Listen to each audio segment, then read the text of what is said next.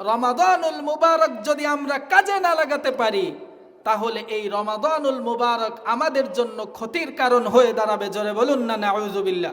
রমাদানুল মুবারকে একটা ফরজ ইবাদত পালন করলে 70টা ফরজের সওয়াব, একটা নফল ইবাদত পালন করলে সেটা ফরজের মতো সওয়াব আল্লাহ তাআলা দেন। আল্লাহ রব্বুল আলামিনের কাছে ফরিয়াদ করতেন, রব্বুল আলামিন, আপনি যেহেতু আমাকে রজব মাস পর্যন্ত হায়াত দিয়েই দিয়েছেন, আপনি দয়া করে, মায়া করে, অনুগ্রহ করে রমজান পর্যন্ত আমার হায়াতকে বৃদ্ধি করে দিয়েন। জোরে বলুন না সুবহানাল্লাহ। তাহলে আল্লাহর নবী, যার জীবনে কোনো গুনাহ নাই, আগে পিছের সমস্ত ত্রুটি বিচ্যুতি যা কিছু হতে পারে না হতে পারে সব কিছু আল্লাহ তাআলা অগ্রিম মাফ করে দিয়েছেন, এমন একজন মহামানব রমজানুল মুবারক পাওয়ার জন্য কতটা ব্যাকুলতা ব্যক্ত করতেন।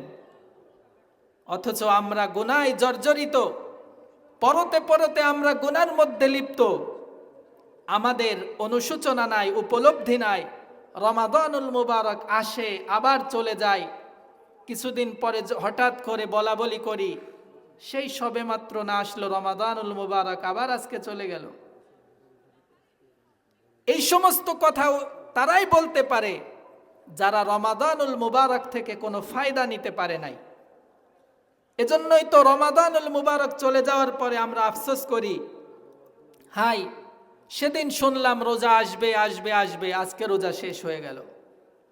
সম্মানিত ভাই ও বন্ধুগণ, আপনাদের মনে রাখতে হবে, রমাদানুল মুবারক যেমনি ভাবে আমাদের জন্য বিশাল এক সুসংবাদ নিয়ে আসে, ঠিক তদ্রূপভাবে রমাদানুল মুবারক যদি আমরা কাজে না লাগাতে পারি, তাহলে এই রমাদানুল মুবারক আমাদের জন্য ক্ষতির কারণ হয়ে দাঁড়াবে। জোরে বলুন না নাউযুবিল্লাহ। যেই নিয়ামতের গুরুত্ব যত বেশি, যেই নিয়ামত যত বেশি, ওই নিয়ামতের গুরুত্ব যদি আমরা না দিই, তার ক্ষতিও ততটা বেশি। রমাদানুল মুবারকে একটা ফরজ ইবাদত পালন করলে 70টা ফরজের সওয়াব, একটা নফল ইবাদত পালন করলে সেটা ফরজের মতো সওয়াব আল্লাহ তাআলা দেন। উল্টা দিকে আপনি যদি এটাকে কাজে না লাগান, অপরাধের মধ্যে ডুবে থাকেন, তাহলে আপনার ক্ষতিও তত বেশি। এজন্যই তো রাসূল করিম সাল্লাল্লাহু আলাইহি ওয়াসাল্লাম একবার মেহরাবের প্রথম সিঁড়িতে পা দেওয়ার পরে, আপনারা হাদিসটা অনেক সময় শুনেছেন, বলেছিলেন আমিন। আবার দ্বিতীয় সিঁড়িতে পা দেওয়ার পরে নবীজি আমার বললেন আমিন। তৃতীয় সিঁড়িতে পা দেওয়ার পরে আবার বললেন আমিন। সাহাবায়ে কেরাম একটু অবাক হলেন, আল্লাহর নবী, বিশ্ব নবী কতদিন ধরে জুমার নামাজ পড়ান, বিগত কোনো দিনে তো এমন আমরা করতে দেখি নাই, কিন্তু হঠাৎ করে আজকে কেন আল্লাহর নবী, বিশ্ব নবী 3 সিঁড়িতে পা দেওয়ার পরে 3 বার আমিন পড়লেন? সাহাবায়ে কেরাম আল্লাহর নবীকে জিজ্ঞেস করলেন, ইয়া রাসূলুল্লাহ, আপনি কতদিন পর্যন্ত আমাদেরকে জুমার নামাজের ইমামতি করেন? এতদিন পর্যন্ত আপনাকে এমন করতে দেখলাম না, হঠাৎ করে আজকে এই জুমার নামাজে কেন আপনি 3 বার আমিন পড়লেন? আল্লাহর নবী, বিশ্ব নবী তাদেরকে বুঝিয়ে বললেন, ও আমার সাহাবীরা শুনে রাখো, আজকে জুমার নামাজের ইমামতি করার খুতবা দেওয়ার জন্য যখন আমি প্রথম সিঁড়িতে পা দিই, তখন জিবরিল আলাইহিস সালাম আমার কাছে এসে একটা বদদুয়া করেছেন। বদদুয়াটা হলো, কোনো ব্যক্তি যদি মাতা পিতাকে পায় আর যদি মাতা পিতার খেদমত করে জান্নাত কামাই করতে না পারে, তার জন্য ধ্বংস হোক। আমি তার কথাকে সমর্থন করে পড়েছি আমিন।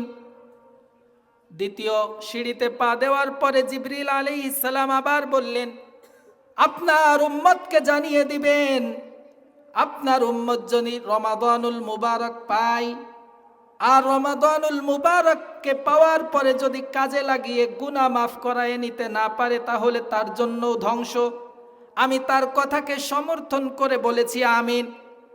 তৃতীয় সিঁড়িতে পা রাখার পরে আল্লাহর নবীকে আবার জানানো হয়েছে, কেউ যদি আপনার নাম পড়ে অথবা কারো সামনে আপনার নাম উচ্চারণ করা হয়, আর সেই ব্যক্তি যদি আপনার উপর দুরূদ না পড়ে তাহলে তার জন্য ধ্বংস। আমি এই 3 কথাকে সমর্থন করে পড়েছি আমিন। এখানে আমাদের জানার বিষয় হলো রমাদানুল মুবারক শুধু রহমত আর বরকত নিয়ে আসছে তা না।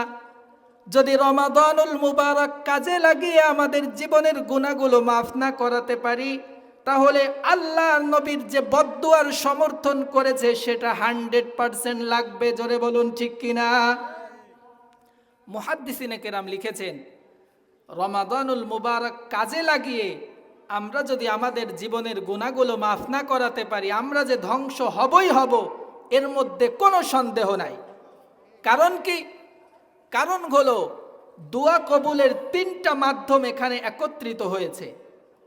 1 নাম্বার, সাইয়্যিদুল মালাইকা, ফেরেশতাদের সর্দার জিবরিল আলাইহিস সালাম বদদুয়া করেছেন। দ্বিতীয়ত, সাইয়্যিদুল আম্বিয়া ওয়াল মুরসালিন মুহাম্মাদুর রাসূলুল্লাহ সাল্লাল্লাহু আলাইহি ওয়াসাল্লাম সেই বদদুয়ার সমর্থন করেছেন। নাম্বার 3, যেই বদদুয়া চলতেছে এটা স্বাভাবিক কোনো জায়গায় নয়, বরং মসজিদে নববীর মেম্বারে দাঁড়িয়ে বদদুয়া হচ্ছে। এই 3 কারণে এই বদদুয়া যে কাজে লাগবেই লাগবে, এর মধ্যে কোনো সন্দেহ নাই। তাহলে রমাদানুল মুবারক আসবে আর চলে যাবে, একজন মুমিনের জন্য এটা কশ্চিনকালেও হতে পারে না। এজন্য রমাদানুল মুবারক আসার আগেই আমাকে প্রস্তুতি নিতে হবে। আর কোনো গুরুত্বপূর্ণ জিনিস থেকে ফায়দা নেওয়ার জন্য প্রস্তুতি ছাড়া আপনি পারবেন না। আপনি হুটহাট করে সিদ্ধান্ত নিয়ে ভালো কোনো ফলাফল আনতে পারবেন না। অবশ্যই অবশ্যই আপনার প্ল্যানিং থাকতে হবে, পরিকল্পনা থাকতে হবে, প্রস্তুতি অনুযায়ী কাজ করতে হবে। আমি আপনি স্বাভাবিক মানুষ, সাধারণ মানুষ। আল্লাহর নবী, বিশ্ব নবী রমাদানুল মুবারককে কাজে লাগানোর জন্য কেমন প্রস্তুতি নিতেন হাদিস থেকে শোনেন। আমরা জানি আম্মা জান আয়েশা সিদ্দিকা রাদিয়াল্লাহু তাআলা আনহা বলেছেন, আমি নবীজিকে শাবান মাসে যত বেশি রোজা রাখতে দেখেছি, রমজানের পরে অন্য কোনো মাসে এত বেশি রোজা রাখতে দেখি নাই। এই হাদিসটা আমরা শুধু শুনি, কিন্তু এই হাদিস দিয়ে আমাদেরকে কি বোঝানোর চেষ্টা করেছেন সেটা আমরা উপলব্ধি করার চেষ্টা করি না। আমরা মনে করি রাসূল সাল্লাল্লাহু আলাইহি ওয়াসাল্লাম শাবান মাসে বেশি বেশি রোজা রাখছেন, আমাদেরও রাখা দরকার। কিন্তু আল্লাহর নবী শাবান মাসে কেন বেশি রোজা রাখলেন, আমাদের কেন বেশি রোজা রাখা দরকার, এটা আমরা জানি না। কারণটা হলো আল্লাহর নবী বেশি রোজা রাখার উদ্দেশ্য হলো রমাদানুল মুবারক আসলেই তো রোজা রাখা শুরু করতে হবে। আপনি 11টা মাস একরকম চলেছেন, সকালে নাস্তা করেছেন, দুপুরে খাবার খেয়েছেন, রাতের বেলা আবার খাবার খেয়েছেন। 11 মাসের রুটিন ছিল এমন। হঠাৎ করে যদি আপনার রুটিনটা চেঞ্জ হয়ে যায়, আপনার জন্য কষ্ট হবে কি হবে না? অবশ্যই কষ্ট হবে। এজন্য মুহাম্মাদুর রাসূলুল্লাহ উম্মতকে বুঝাতে চেয়েছেন, ও আমার উম্মত, তোমরা কিছুদিন পরে রমাদানুল মুবারক আসবে, না খেয়ে থাকতে হবে। সুতরাং তোমরা আগে থেকেই প্র্যাকটিস করো, যাতে করে তোমাদের উপর বিরূপ প্রতিক্রিয়া, তোমাদের শরীরে কোনো এফেক্ট না পড়ে। জোরে বলুন না সুবহানাল্লাহ। তো আল্লাহর নবী যদি এত প্র্যাকটিস করতে পারেন, প্রস্তুতি নিতে পারেন, আমাদের প্রস্তুতিটা কই? আমরা তো এমন হব, রমাদান আসবে আসবে চিন্তা করব, হুট করে রমাদান চলে যাবে, আমরা কোনো কিছুই করতে পারবো না। সম্মানিত হাজিরিন, এজন্য আমাদের রমাদানুল মুবারক পরিপূর্ণভাবে কাজে লাগানোর জন্য প্রস্তুতি গ্রহণ করতে হবে। রমাদানুল মুবারক কত বড় নিয়ামত! মুজাদ্দিদ আল ফিসানি রাহমাতুল্লাহি আলাইহি রমাদানুল মুবারকের রহমত এবং বরকত বোঝানোর জন্য একটা দৃষ্টান্ত দিয়েছেন। তিনি বলেছেন, কোন মানুষ যদি মহাসমুদ্রের মধ্যে 11 বার আঙ্গুল ডুবায়, 11 বার আঙ্গুল ডুবানোর পরে তার মাথায় 11 ফোঁটা পানি জমা হবে। জোরে বলুন ঠিক কিনা? মুজাদ্দিদ আল ফিসানি রাহমাতুল্লাহি আলাইহি বলেন, এই 11 ফোঁটা পানি হলো 11 মাসের রহমত এবং বরকত।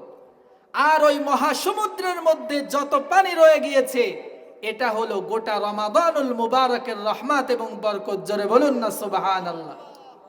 তাহলে সেই রহমত, যেখানে যা করবেন সব শুধু সওয়াব আর সওয়াব, আমার দরকার হলো শুধু সেই সওয়াবগুলো লুফে নেওয়া। এজন্য আমাকে প্রস্তুতি নিতে হবে, পরিকল্পনা করতে হবে। তাহলে রমাদানুল মুবারককে গুরুত্বের সাথে ব্যবহার করার জন্য আমরা কি কি পরিকল্পনা করতে পারি, প্রস্তুতি নিতে পারি? কোরআন এবং হাদিস ঘাটাঘাটি করলে অনেকগুলো প্রস্তুতি পাওয়া যায়। আমরা ইনশাআল্লাহ কয়েকটি প্রস্তুতি নিয়ে আলোচনা করব। 1 নাম্বার, রমাদানুল মুবারককে গুরুত্বের সাথে কাজে লাগানো সর্বোচ্চ সফল ব্যবহারের জন্য আপনাকে আগে থেকেই তওবা ইস্তেগফার করতে হবে। কি করতে হবে? তওবা ইস্তেগফার করতে হবে।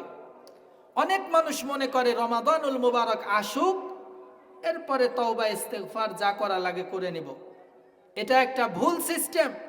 আল্লাহর নবী, বিশ্ব নবী রমাদানুল মুবারক আসার আগেই তওবা ইস্তেগফার করে নিজেকে ক্লিন, পরিষ্কার করে রাখতে বলেছেন, যাতে করে রমাদানুল মুবারকের সব রহমত এবং বরকত অচিরেই আমার কাছে ধরা দেয়। জোরে বলুন না সুবহানাল্লাহ। তওবা কাকে বলে? আমরা অনেক সময় মনে মনে শুধু ভাবি, বলা বলি করি, তওবা মানে হলে আস্তাগফিরুল্লাহ বা আস্তাগফিরুল্লাহ, তওবা তওবা। না, এটার নাম তওবা না। কোরআন এবং হাদিস থেকে যেটা বুঝে আসে, তওবা হলো 3 জিনিসের নাম। কয় জিনিস? 3 জিনিসের নাম। আমি যে অপরাধটা করে ফেলেছি, সাথে সাথে ওই অপরাধমূলক কাজটাকে বন্ধ করে দেওয়া, 1 নাম্বার। 2 নাম্বার, আমি ওই অপরাধমূলক কাজটাকে অপরাধ মনে করে অনুতপ্ত হওয়া, অনুশোচনা করা, অপরাধকে অপরাধ মনে করা, লজ্জিত হওয়া। নাম্বার 3, ভবিষ্যতে আর কোনোদিন এই অপরাধ করব না, এই রকম দৃঢ় সংকল্প অন্তরের মধ্যে স্থান দেওয়া। এই 3 জিনিস যদি একত্রিত করতে পারেন তাহলে আপনি তওবা করেছেন। অন্যথায় যত সিস্টেমেই তওবা করেন সেটার নাম তওবা না। জোরে বলুন ঠিক কিনা? আমাদের অবস্থা এমন হয়, গুনাহ করতে থাকি, হঠাৎ করে মনে হলে আস্তাগফিরুল্লাহ পড়ি, আস্তাগফিরুল্লাহ পড়ি, কিন্তু গুনাহের প্রতি আমার অনুশোচনা হয় না। বুখারী শরীফের মধ্যে এসেছে, রাসূল করিম সাল্লাল্লাহু আলাইহি ওয়াসাল্লামকে বলা হয়েছে, ইয়া রাসূলুল্লাহ মাত তাওবা, তাওবা কাকে বলে? তিনি বলেছেন, আন-নাদামা হুয়া তাওবা, গুনাহের প্রতি লজ্জিত হওয়া, অনুশোচনা বোধ হওয়া, অপরাধকে অপরাধ বলে বিশ্বাস করা, এটার নাম হলো বড় তওবা। জোরে বলুন সুবহানাল্লাহ। আপনি গুনাহ করে যাচ্ছেন, আপনার মধ্যে অনুশোচনা নাই, আপনি লজ্জিত না, অনুতপ্ত না, তাহলে 1000 বার তওবা করলেও ওই তওবা আল্লাহর দরবারে কবুল হবে না। আর আমি যেই 3 পদ্ধতির কথা বলেছি, ওই 3 পদ্ধতি ঠিক রেখে যদি আপনি তওবা করতে পারেন, তাহলে ওই তওবার দ্বারা আল্লাহ তাআলা এত খুশি হন, যেটা ভাষায় কল্পনা করা, ব্যক্ত করা সম্ভব না। জোরে বলুন সুবহানাল্লাহ।